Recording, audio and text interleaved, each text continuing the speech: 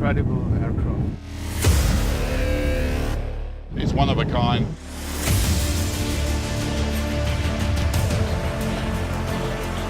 It's really the biggest airplane in the world. If you think the outside is mind-blowing, wait till you get a peek inside. This is where the adventure begins. The engines are warming up and we're about to get on the world's biggest airplane as it heads down under for the first time.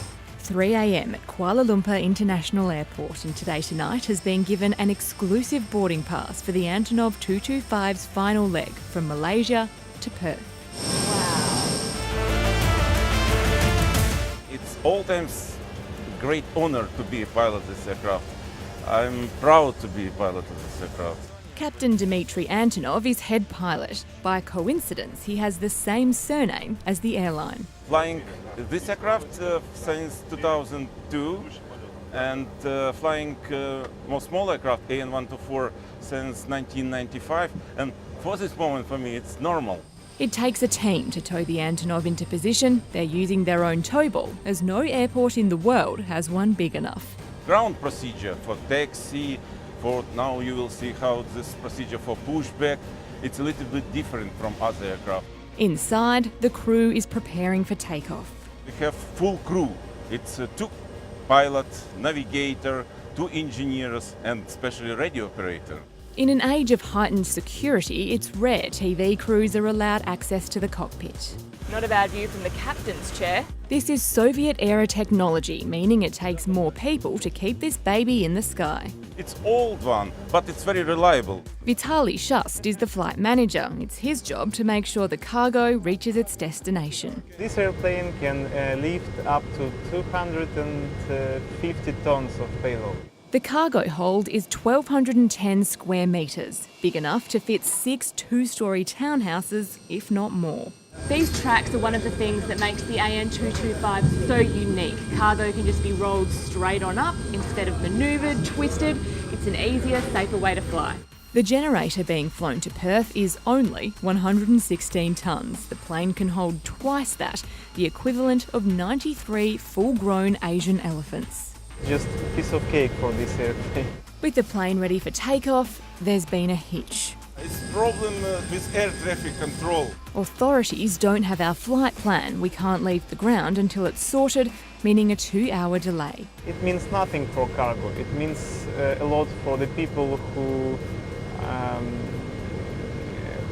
gathered in Perth Airport and waiting for our arrival. You don't want to let them down.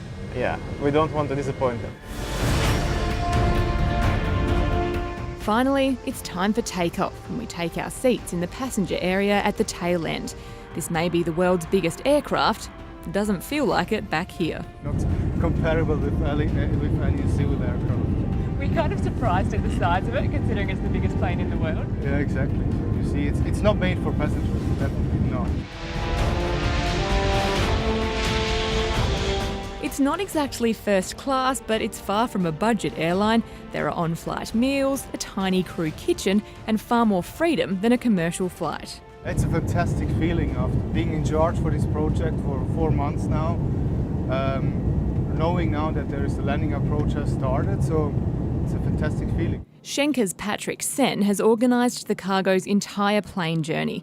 Now, the grand finale. We're in the air, just a few hours from Perth, where crowds are massive. I wasn't going to miss the opportunity of being on the first flight into Australia of the antonov5. A hobby pilot, Tony Levan is one of a lucky few in the world who got himself on board. Every pilot in the world dreams of flying in this aircraft. There are no windows to look out of, but in just a couple of minutes, we'll be landing. A huge welcoming party lines the runway to cheer the Ukrainians' gravity-defying beast. Everything worked perfectly, so finally we are here.